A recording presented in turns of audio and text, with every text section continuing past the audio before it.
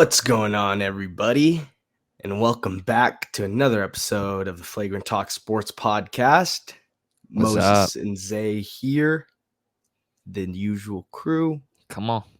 And today we just got a little bit of a jump around video. We're Mhm. going to talk about some MLB stuff, some NFL stuff, some NBA stuff. So Mhm. I'm excited to jump on into it. Zay, do you got anything to add? No, just going around the league. We've done a couple videos like this before, so you guys know the drill. Yep. But we're Around the leagues. starting off Ohtani, who is set to hit the open market this offseason. Obviously has been talked about a ton, but with his elbow surgery, the news is out that he will not be able to pitch until 2025. I think obviously this is a big hit for him because him being a dual threat weapon in the way that he's utilized with the Angels is big, but I'm kind of curious about his market value now. Yeah. Like, I wonder if you'd think he'd still hit the 50 mil a year mark, but yeah, it's definitely gonna make some teams think about this a little bit more than they thought they were gonna have to. Yeah. I'm assuming it's gonna scare away a couple of teams as well. I agree. Just because, you don't really know what you're gonna get from a guy after UCL surgery. I know it's kind of common, but some guys come back and they're peak and they're sometimes even better. Their velo's better, their control's better. Sometimes they are never the same pitcher that they were before. So it's definitely a financial investment, a big financial investment that teams are going to consider here up until free agency opens. So I have no clue what's going to happen now. None. Like this throws a huge wrench in the plans for sure. Totally. Yeah, and the interesting thing too is like I'm trying to remember dates, but around 2 weeks ago where the Angels said if Trout wanted to request a deal or a trade that they would honor that and look to trade him. Yeah. So there's just so many bless you. So many questions now around the Angels, and I'm starting to think he's just gonna wind up back there. Like, yeah, it's I don't know, and we're gonna find out. And the season's coming to an end, so you're gonna start to hear obviously more trickle out as we get closer to him hitting the market. I just have this feeling that the Angels will be willing to be like, here's the bag. We just stay around, man. Yeah. Like, and it's an interesting discussion too about like an all-time great and a legend in the sport, and he's going to go down as, obviously one of the greatest players in the sport ever by the time his career is done. But to never having any pressure to win anything. Like, in LA, there's none of that. It's not a factor. Yeah, I know. It's definitely one of the tougher free agency decisions, I feel like. Obviously LA, big city, but not really for the MLB the past few years. So if he was to go to a big team like New York or LA Dodgers or some of those big squads, will he be able to handle the bright lights? Will he be able to handle having to win instead of just putting up your own stats and obviously trying to help your team win while you're doing that, but it wasn't happening. So it's just there's a lot that goes into this. So I don't know what's going to happen. I don't think he returns. I think it's going to be somewhere else. So? Yeah. I have no clue where, but like it would make sense. He's been there, comfortable. They know him. He knows them. So I could see it, but my feeling is I think he's gone. But I think regardless, the big thing too is if he does leave and they didn't trade him at the deadline prior to surgery and everything like that, when his value was still like peaked. Yeah. It's gonna be bad. Like the Angels are already not a serious team, but losing him and then potentially trading Trout, which I don't really know what the market is for that, especially since like it seems like he'd have the leverage to go wherever he wanted to go due to the Angels rightfully respecting him and being like, listen, we want to get you to the destination you want to play for. And if you want to stay here, cool. But they kind of owe it to him, and they know they kind of owe it to him to let him compete at the end, a couple seasons of his career. So yeah, it's weird, man. It's going to be really interesting to see his contract and what he gets from any team, to be honest. Yeah. Like he probably will be the highest paid player after the deal. I don't think either way, but it's just how much of a drop is it going to be from what we were expecting. So yeah, I would have loved to have seen what he would have made in a timeline where he's 100% healthy compared to the timeline we're going to see now, because I think too, like, there's going to be a lot of teams that are willing to overpay a little bit strictly off of name. Like being able to add Ohtani to your stadium, to your posters, to your city, to your marketing, to your all of that. You think you're going to make your money back with by giving him a couple extra, however many million than another team. So yeah, I'm curious to see what teams are in the sweepstakes to even get him in the first place and what they're willing to offer from there. So 100%. Yeah. That's my thoughts on that. Do you have anything else to add? I don't got anything else on that one. Cool. The next one, going to the NBA, there's been some rumors that the other team in the Eastern Conference that's giving Dame some like serious consideration is the Toronto Raptors. Kind of interesting. I shameless plug wrote an article about this for Sideline Sources. So if you want to link it, or if you want to read it, we could probably link it down there. It's on their Facebook as well. But it looks like the package would be, somewhere with like OG Anunoby. They would want to keep Scotty Barnes and Pascal Siakam because obviously if you're trading for Dame, you want to compete. But a package with Anunoby, who would be a nice fit in Portland. Picks, obviously, contract things to line that up.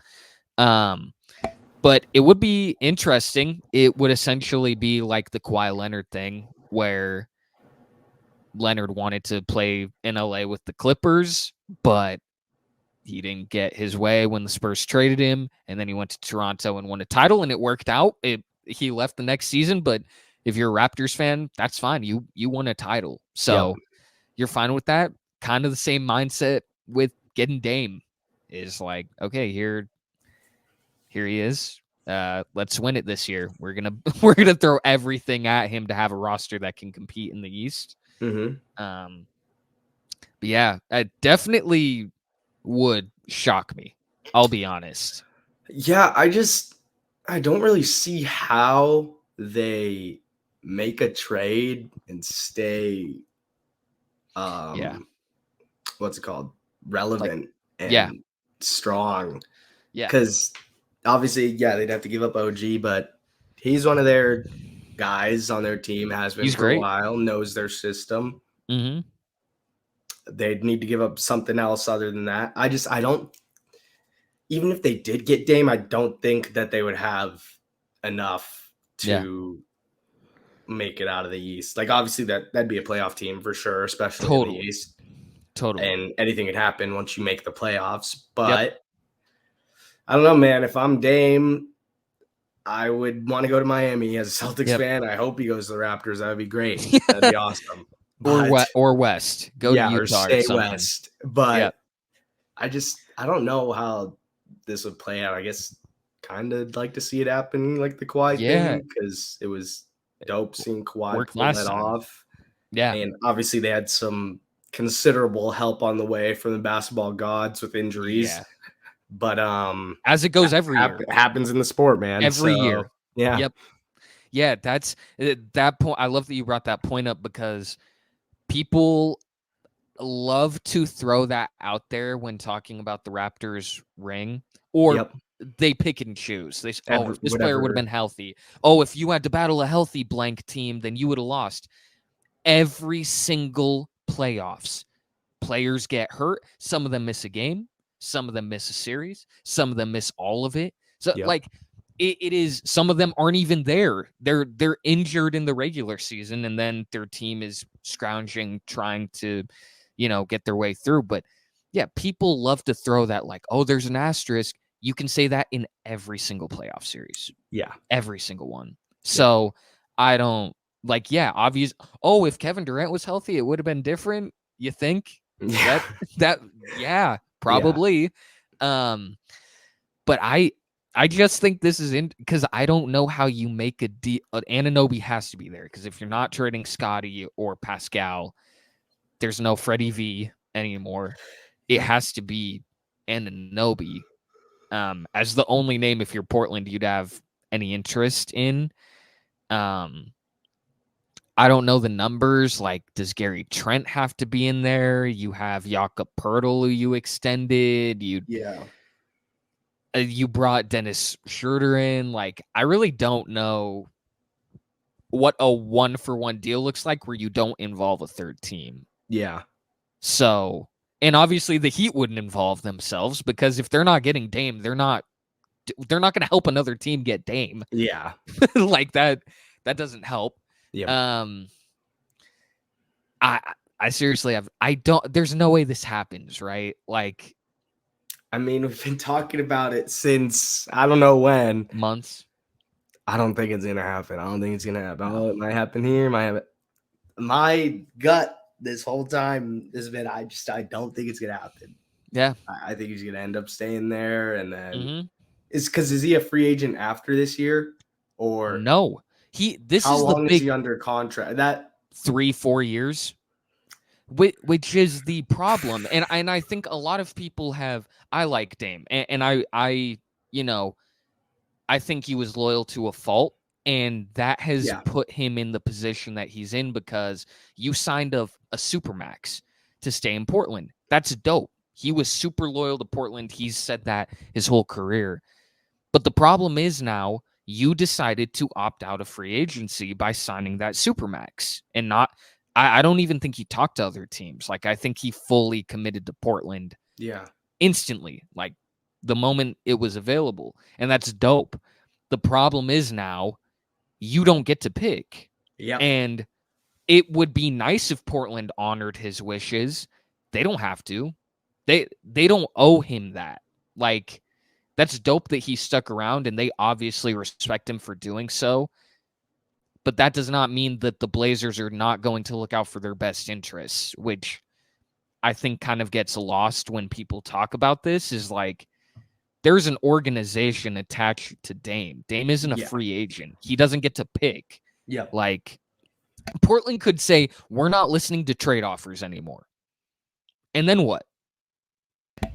Yeah. Like, that's that. And Dame can sit out, but then that's a whole different can of worms. So this would be crazy. I will say I'm not going to out the person or the situation, and we haven't talked about this yet, but there is a person, I'll tell you after we film this, who we know who has said that the Raptors thing is real and who is a reliable source that we know. And so that they're trying to figure out how they can maneuver that. Again, that doesn't mean it's happening, but Toronto was linked as the third team for a long time. Like, oh, they'll get Hero. So I don't know. I could see them being like, screw it. Why are we aiming for, not to call Hero the little fish? I'm not trying to be rude, but like, why not go for the big one? Why not go for Dame? like we can scrounge. We could throw a third team in, like that is willing to throw some picks in and get some young guys. So yeah, it's gonna be interesting, man. It's gonna be interesting. What do you? Because we've kind of talked about it before. So you don't? Do you think he gets traded at all this offseason? I don't think so. Do you think by trade deadline? And when is that? Like February? I could see a trade deadline thing happening. Yeah. But just I don't like we keep playing the same drum, man. I know. Like I don't know. I don't think it's gonna happen. No. Yeah. It's in like every couple days we get another report. Like the other report was that the Blazers, quote unquote, want the Heat to literally scrounge for every asset they have to give to Portland. And it's like, okay, what does that mean?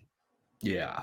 Like that, we're just saying things because it's that very broad. Yeah. Yeah, like that's not like they want Jaime Jaquez and Jovic and all that. It's like, oh, literally scrounge. Like, what does that mean? An extra second or two? Yeah. Like what that doesn't really help.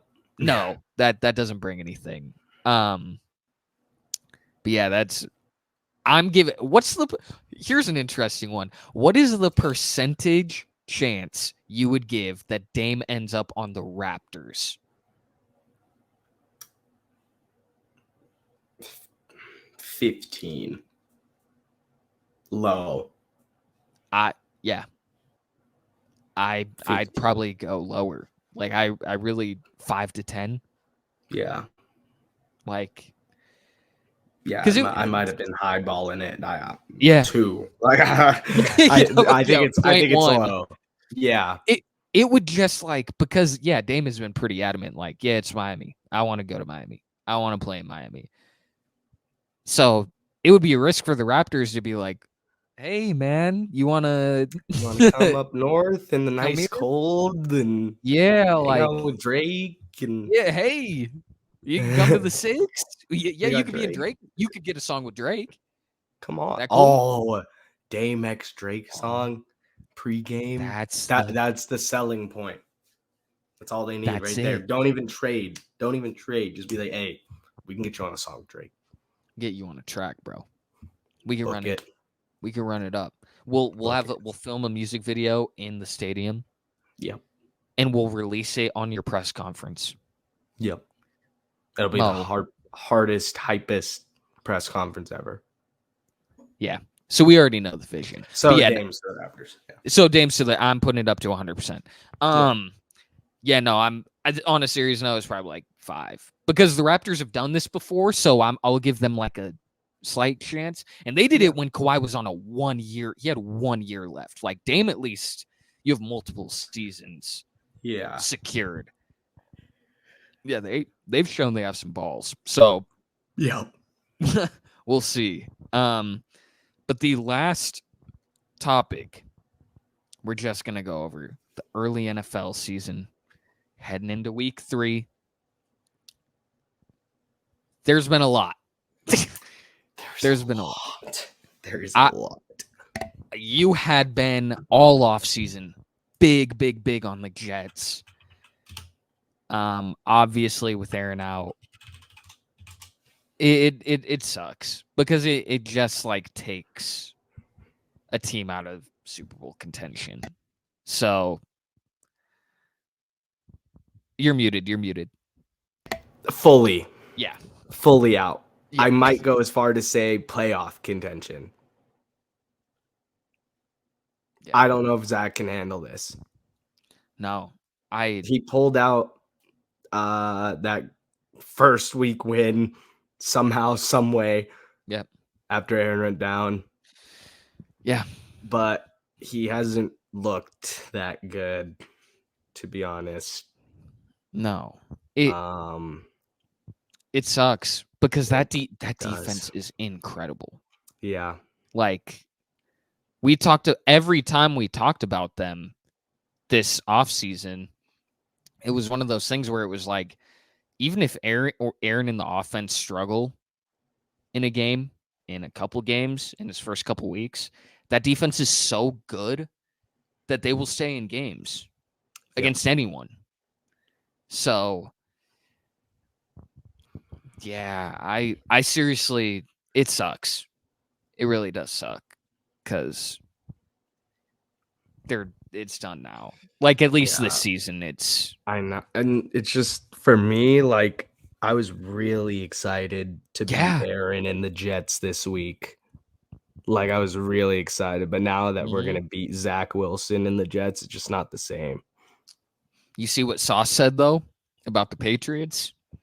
I saw a little bit of it, but someone took it out of context, so then I kind of stopped reading it because I was like, people are assholes. This is stupid. Like, they're just trying to flip Sauce. But I'm pretty sure it was like, they have a simple offense. It's not that hard to run, but they execute it well or something. Yeah. How is that an insult? But no, someone took it, so it was just the first two. It's simple. Yeah. Yeah, their offense is simple. It's like, that is not inherently a bad thing. No. Like, they're the Patriots. You don't need a complex offense to be a good football team. Now we're 0-2 with our simple offense so far. But we're 0-2 on 2 games that could have been 2-0 because we lost the game on a 4th down review play by a couple inches. Both games. Yeah. So I'm not worried about my take. No, those were killers. But I'm not worried about my take. So no backing down. No backing down here. We're especially with Aaron injured. That's another team below us now, the Dolphins and the Jets.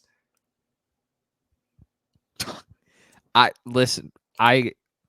respect your unwillingness. The Dolphins have been insane. The Dolphins have been so good. Tua's been locked. He looks healthy. He looks good. Yeah. Dude. And again, I wasn't saying I was wishing injury on him. I just said I think he's gonna get hurt. Now that he's looking good, the Dolphins might mess around, make the playoffs, but yeah, I think so now. They have, in their final 5 weeks, 4 of them are at home. That's huge. Like, they're 2-0 road victories. Like, yeah, they've set them now. What again? We're 2 weeks in. Who knows what's going to happen? But through the first 2 weeks, they've set the table up really nice. Mm-hmm. Like, the Bills are kind of struggling, and hey, we kind of talked about that preseason of like, they're not bad, and the people that have them out of the playoffs are just, wilding. Yeah, like I don't know. That just, you want to be bold, and like, they haven't made it to the Super Bowl, so you're going to like dox them big time. I don't really agree with that, but they haven't looked right. The Jets are obviously gone. The Patriots 0-2 and 2 tough losses. Like, there's a real world where the Dolphins win the AFC East. Yeah. Like, again, if Tua can stay healthy, that's been the big talking point for years. So, yeah. Cincinnati, that's... Dude. What's going on, man? It's bad, man. It's really bad. Yeah, like, uncharacteristically bad. Joe's got to be still just struggling a little bit. Yes. With the preseason injuries and because this is wrong. No, this isn't Joe Burrow. Yeah. Like, he's, again, like, when we talked about quarterbacks this offseason, like I said, he's probably the second best in the league behind Mahomes. And yeah, I fully think it's injuries, because there were rumors that he was going to miss a couple regular season weeks anyways. Yeah. And them being 0-2, he absolutely should have now, looking back, because if you were probably going to lose those anyways, obviously hindsight's 2020, but may as well get healthy at that point. It's a free 2 weeks to get right. 2 plus, because it's the 2 weeks and leading into week 3. Like, it's tough. I forget the stat, but it's like 90% of teams that start off 0-2 don't make the playoffs. I think it was 0-3. 0-3, it's like really bad. 0-3. Dude, if you make playoffs at 0-3, that's but you might be right. But I saw one either on way. 0-3. Yeah. They start off 0-3. I'm not gonna say it's done because the season is long, but the Browns have looked good. The Ravens have looked solid.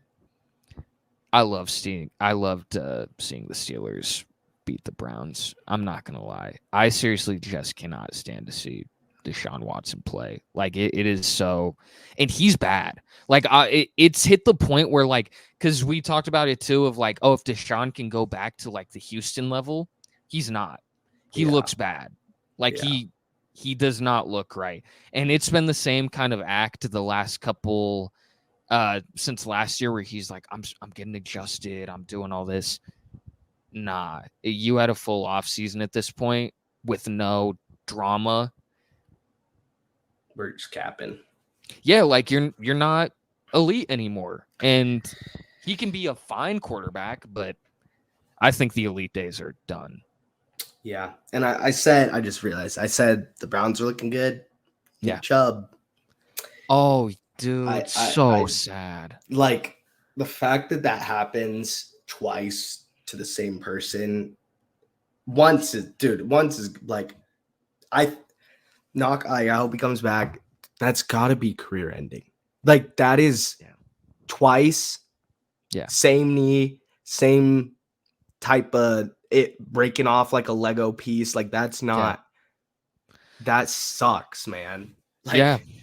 And he's arguably the best running back in the league. Like he is criminally underrated too because he's just a pure bat. He's not going to be your flashy getting juke spin move, but he'll truck through someone's stiff arm. He's just a pure running back. Yep. His game-to-game film and what he does for that Browns offense and what he has done for years is crazy. Like he's kept them semi afloat. Yes.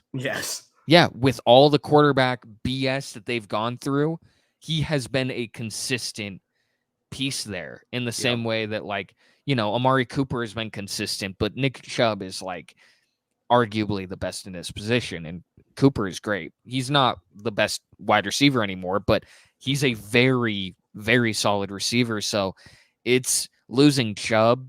I love Jerome Ford. It's going to be great that he gets the opportunity. You bring in Kareem Hunt. Yep, he's back. Because it's what you need for the locker room. And just bring him back. And yeah, man,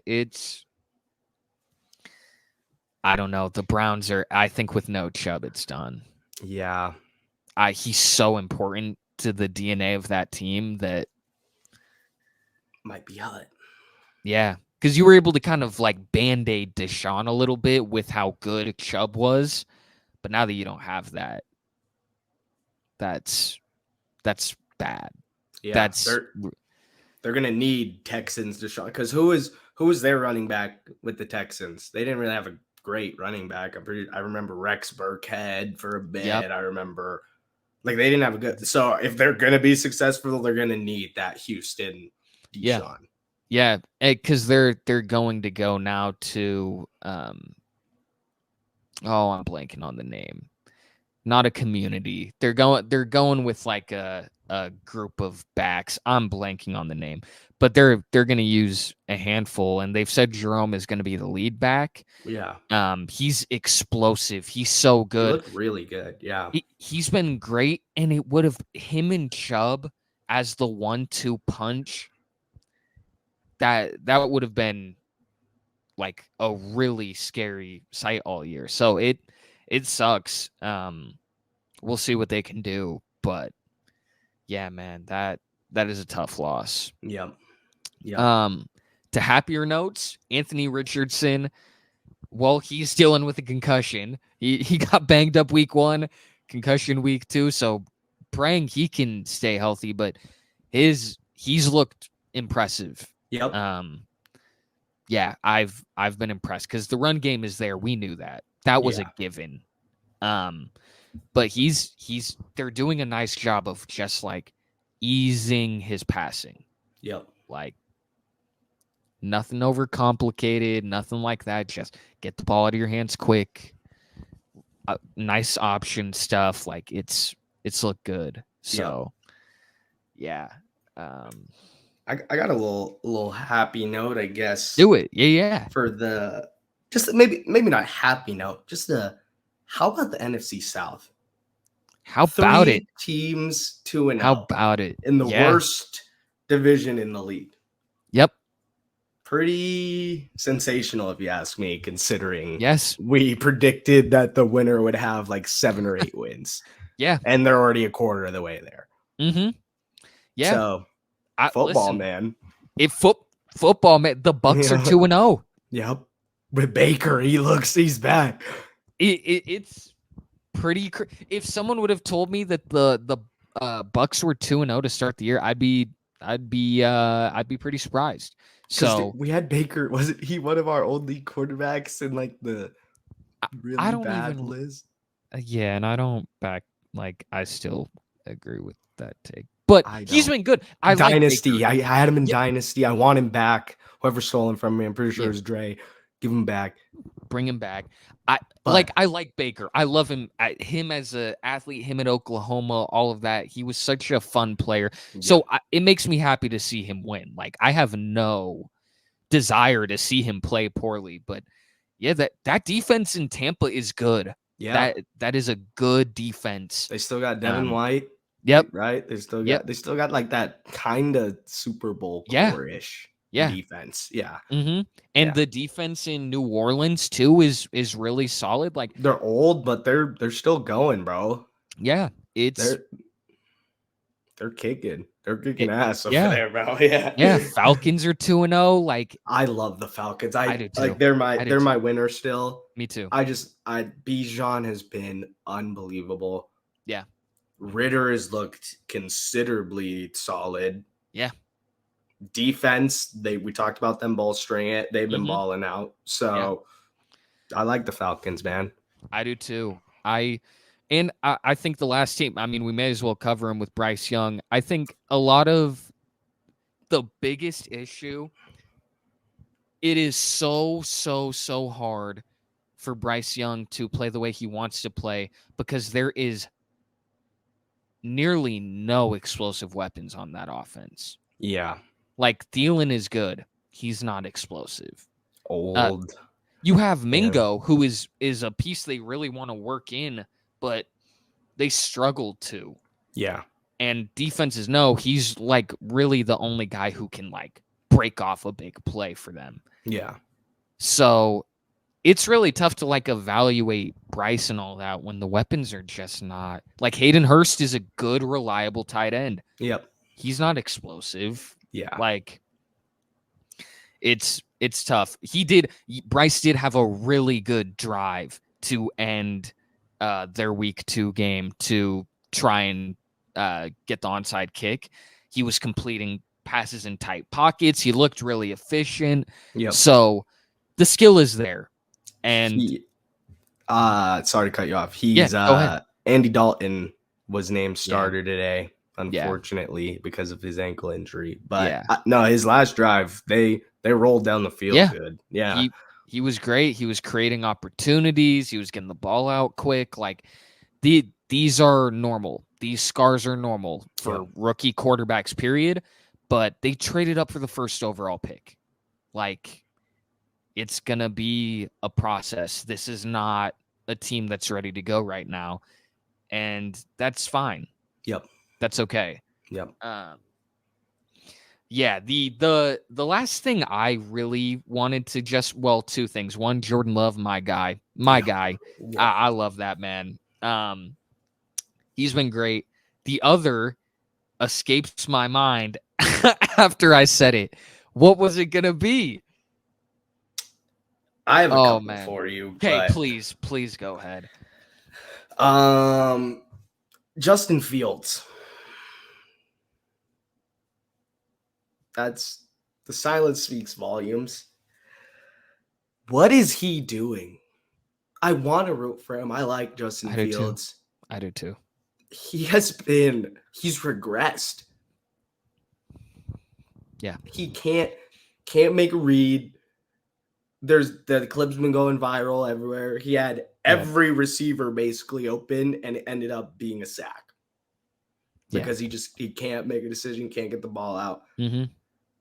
Bears, bro, it might be Caleb Williams' time. I agree. I'm sorry, but it's because the running ability is still there. But again, that is something we know. Yeah. I know he can run, and I know he can run better than anyone, almost anyone. Like, that's how good of a runner he is. I know that for a fact. You know that. Everyone knows that. But yes, stepping up into sacks, like that play is like, what? Come on. And it's easy for me to say. I sit on a couch. No, I'm not out there being blitzed by 300+ pound men who are 6'7". But you're a pro. Yeah, like, you've been through this, man. This isn't your rookie year. Like, if Bryce Young did that, I'd be like, yeah, come on. But also, you're a rookie. Yeah. This is standard. You're going to struggle. This is, it's bad. And if they do land that first overall pick, I wouldn't even consider trading it. I would draft Caleb and I'd move on. Yep. So, again, we both like Fields. Yeah. We have been vocal about that. But I think a lot of this, too, is people were overrating him in the offseason. Like, he's a top 10. Okay, let's pump the brakes, man. Let's slow down. Yeah. But listen, he's going to get the whole season. So we're going to see. And if this doesn't pan out, they're going to look to move on. For sure. Yeah. Yeah, that I hope he turns it around, but I agree. Yeah. It's not looking good. It's not a good 2 weeks. It's not a good first 2 games. The thing I remembered is the Texans. I have said all season, trading that first. I love Will Anderson. I'm glad y'all got him. He's a baller. He's going to be great. He's been great. He's been great. Yeah. Trading your first next year. I instantly, the moment they traded it, I was like, that is so dumb. And now you're 0-2. And I like Stroud. Stroud had a good week 2. I think he has the most passing yards of any Ohio State quarterback in an NFL game, which is hilarious. Yep. And whatever. But trading that pick, man. I hated it at the time, and the more the season goes on, I hate it because your team isn't ready to compete, and you kind of self-sabotaged yourself. Again, I have no vendetta against the Texans. I just really don't like that move. Dumb. So, yeah that's my last one, but anything else you'd like to add before we sign off? There was just 2 more injuries that I feel like need to be acknowledged. Yep. The first one being coming out today, Trayvon Diggs. Tearing his ACL for the Cowboys. Cowboys have looked solid. Defenses have been balling out. One of the highest ranked teams / players in fantasy right now is the Cowboys defense. So obviously fantasy and actual NFL play doesn't correlate, but shows a little bit of something about what they're doing. Yeah. Trayvon Diggs, I like him. I think he's overrated. He's a all-in or bust guy. He'll get you that big pick in the clutch, but also overcommit and get burnt for a 60-yard touchdown. Mm-hmm. Still a huge loss for them. Massive. Yeah. That is a massive loss. And I will stand on the fact that, like, you know, you could argue quarterback. You can argue it for nearly any position. Playing corner is ridiculously hard, and they are the easiest to criticize because it's like, oh, look, you got burnt. Like, yeah, well, they were clamping them up for the 8 plays prior. Yeah. Like, all that stuff. But all it takes is a 40-yard dig from a guy, and then, oh, yeah, you're trash. Yeah. So I think it's really tough. But yeah, losing Diggs is big. Like that's a tough one. So hoping for a speedy recovery for him. Really hurts my NFC championship pick, but the only good there's no positive with injuries, but the only positive for you is like now, even if the Jets were gonna suck this year, there's no blowback. Yep. You know what I'm saying? Like, hey, if Trayvon, bro, you lost their cornerback one in Dallas. If he was healthy, I'm telling you they were. So it low-key works because, like, you can find ways to fit it in your agenda now. We're going to be playoff time, and you'll be like, hey, I said if Trayvon was healthy, though. Bro, he would have been here. If he was healthy, we'd be fine. Yeah. Yeah. But there's the first. The second happened in week 1. I just feel for this guy because he is an amazing running back. But he just cannot stay healthy. J.K. Dobbins for the Ravens. Torn Achilles, out for the year again after missing all of last year with, I believe, was an ACL. Yeah. And if not, and then the year before that, something like it's been a tragic run of injuries. And it sucks because he's a good back and he would help that team. Yeah. But I think the Ravens, they've figured it out the last few years, like slightly slided by. They'll probably be a playoff team, I think, again. They look good. Yeah. Zay Flowers has been cooking, BC represent. So, but that's just the 2 guys I wanted to make sure we shouted out before we ended the vid. Yeah, totally. Thank you for bringing those up because I blanked. But no, I just feel bad, man. So bad, dude. Like that's awful. He can't stay healthy, and like your best ability is availability, and he's clearly talented. There is no denying that. But the fact that he can't stay on the field that's a tough loss. And on it, I don't really know what the future for him looks like, which is really sad. Like, because again, the talent's there. So that's tough. Hoping for a speedy recovery for Dobbins though, and Diggs and all the guys that we've talked about. So that's all I've got, all we've got. So to end this on a little bit of a happier note. Song of the pod. Some good vibes. What do you got? What do you got for the people? My song of the pod is going to be a song from Yeet.